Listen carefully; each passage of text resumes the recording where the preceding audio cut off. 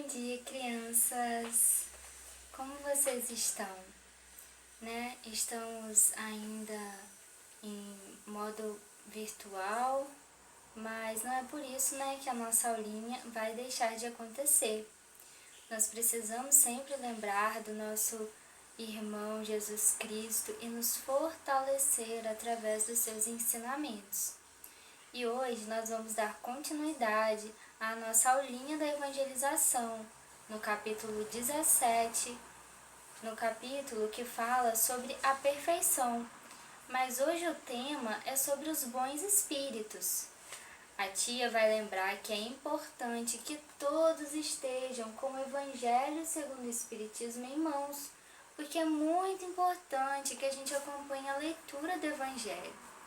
Então vamos ler no capítulo 17, Sede Perfeitos, no item 4, os bons espíritas. O espiritismo bem compreendido, mas sobretudo bem sentido, forçosamente conduz aos resultados acima mencionados, que é o homem de bem, ou seja, o verdadeiro espírita como o verdadeiro cristão, um e outro tornando-se o mesmo. O Espiritismo não cria nenhuma nova moral, facilita aos homens a compreensão e a prática da moral do Cristo, possibilitando uma fé sólida e esclarecida àqueles que duvidam ou que vacilam. No entanto, muitos daqueles que creem na realidade das manifestações não compreendem nem suas consequências, nem seu alcance moral. Ou, se os compreendem, não os aplicam a si mesmos. A que se deve isso? À falta de precisão da doutrina? Não, pois ela não contém nem alegorias, nem figuras que pudessem dar espaço a falsas interpretações. Sua própria essência é a clareza, e é o que faz poderosa completamente a inteligência. Nada tem de misteriosa, e seus iniciados não estão de posse de nenhum segredo escondido ao vulgo. É preciso, pois, para compreendê-la, uma inteligência em comum? Não, pois vêem-se homens de uma capacidade notória que não a compreendem, enquanto inteligências vulgares, pessoas jovens, apenas saídas da adolescência, apreendem com uma admirável exatidão as nuances mais delicadas.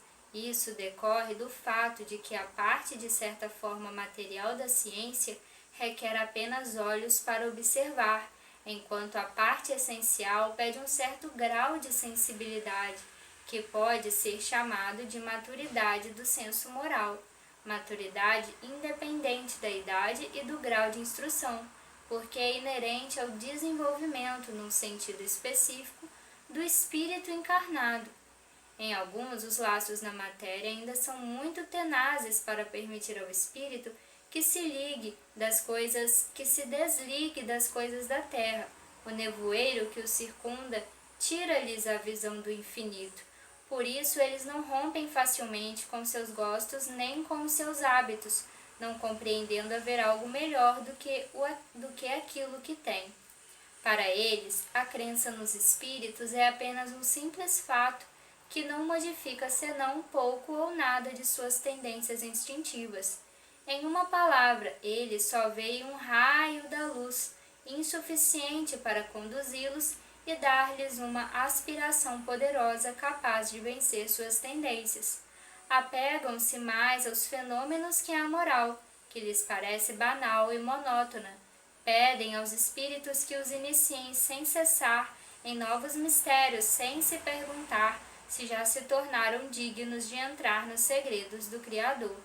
Estes são os espíritos imperfeitos, dos quais alguns ficam no caminho, ou a dos irmãos de crença, porque recuam ante a obrigação de reformarem a si mesmos ou reservam as suas simpatias para aqueles que partilham suas fraquezas ou suas prevenções. Todavia, a aceitação do princípio da doutrina é um primeiro passo que lhes tornará o segundo mais fácil numa outra existência. Então, vamos agora, fazer a nossa prece. Deus, nosso Pai amado, Jesus, nosso querido irmão, Te agradecemos nesta manhã por mais um dia de vida, por estarmos, Senhor, tendo a oportunidade de refletir e aprender sobre os seus ensinamentos. Que a equipe espiritual da Casa de Dr. Herman ampare os nossos corações. E assim pedimos a permissão para dar por início a mais uma aulinha da evangelização deste dia. Que assim seja. História A Força do Exemplo, de Francisco Cândido Xavier e Valdo Vieira. José do Espírito Santo, um modesto espírita da cidade de Nilópolis, no estado do Rio de Janeiro, falava à porta do centro a um pequeno grupo de amigos. Sim, meus irmãos, a caridade é a maior bênção. Nisso, passam 2 estudantes, ouvem breves trechos da palestra e avançam conversando. Você ouviu? Todo espírita é só fachada, é tudo mentira.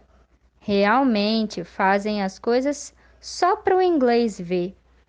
Logo depois, os rapazes viram um infeliz mendigo, pálido e doente, sem paletó, camisa em frangalhos, a pele à mostra. A tremer de frio, estendeu-lhe a mão magra. Um dos estudantes dá-lhe alguns centavos. Notam então que José do Espírito Santo vem vindo sozinho pela rua, e um deles diz: Olhe lá, vem o tal, aposto que não dará nada a esse homem. Sim, vamos ver. Afastemos um pouco, senão ele vai querer fazer cena. Os 2 jovens ficaram escondidos na esquina um pouco adiante. O pedinte rogava por auxílio. José chega junto dele e o abraça, fraterno. Em seguida, coloca as mãos no bolso e exclama: Infelizmente, meu amigo, estou sem um dinheiro. Os jovens entreolharam-se rindo. Um deles recorda: Não lhe disse? O espírita condoeu-se vendo a nudez do homem que tremia de frio. Deitou um olhar em torno para ver se estava sendo observado. Sentiu a rua deserta. Num gesto muito espontâneo, tirou o paletó, colocou a peça num portão de residência próxima, tirou a camisa felpuda e seminu, vestiu-a no companheiro, boquiaberto, mas muito encantado. A seguir, após recobrir à pressa o busto nu com o paletó, disse com muita simplicidade: Meu amigo, é só isso que tenho hoje. Volte aqui mesmo amanhã. E então foi-se embora, enquanto o necessitado sorria feliz.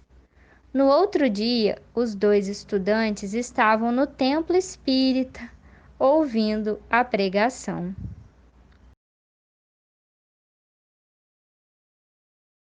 Então, crianças, depois dessa historinha, o que vocês entenderam sobre o bom espírita? Será que o homem que estava fazendo uma palestra era um verdadeiro espírita? Porque os 2 estudantes, né, que passaram pelo caminho pensaram o quê? Eles pensaram que o palestrante não ia ajudar o mendigo, mas, para surpresa de todos, ele primeiro observou se não tinha ninguém olhando e fez a caridade. Ele tirou o seu próprio paletó, ele tirou a blusa que ele estava vestindo por baixo e colocou no mendigo que estava sem nenhuma roupa. E isso é uma das formas também da gente praticar a caridade, é a gente olhar a necessidade do nosso irmão, é a gente fazer o bem sem ostentação também. E o verdadeiro espírita é aquele que procura desenvolver em si mesmo, as características do homem de bem. E Nós estudamos com a tia Rosângela na semana passada sobre o homem de bem, e uma das atitudes, um dos sentimentos e comportamentos do homem de bem é a humildade. Ele então é humilde, ele não se orgulha daquilo que ele faz. Ele é caridoso, ele é benevolente, ele ajuda sempre as pessoas e principalmente busca, renunciar aos prazeres do mundo e fazer uma reforma íntima, que é o principal no verdadeiro homem de bem e no cristão. Então, que nós possamos ser espíritas cristãos, seguindo os ensinamentos de Jesus Cristo, e que possamos seguir o exemplo dele em todos os momentos da nossa vida. Que possamos, ao longo da semana, refletir sobre essa lição, sobre esse ensinamento, que possamos rever as aulinhas para colocar na nossa cabecinha, esses ensinamentos que são tão importantes para o nosso progresso, para a nossa evolução, porque como diz, o capítulo deste livro, sede perfeitos. Então, um dia nós chegaremos, à perfeição relativa, porque sabemos que perfeito só Deus. Então, que possamos fazer a nossa prece nesta hora de agradecimento. Senhor Jesus, irmão querido, te agradecemos por mais essa aulinha, pela historinha, que possamos refletir durante toda a nossa semana, que possamos, Senhor, estar sempre buscando nos melhorar, pedindo auxílio, a ajuda da espiritualidade amiga. Que o Senhor abençoe e ampare os irmãos necessitados desta hora, onde quer que eles se encontrem, e que possamos ter sempre Jesus em nossos corações.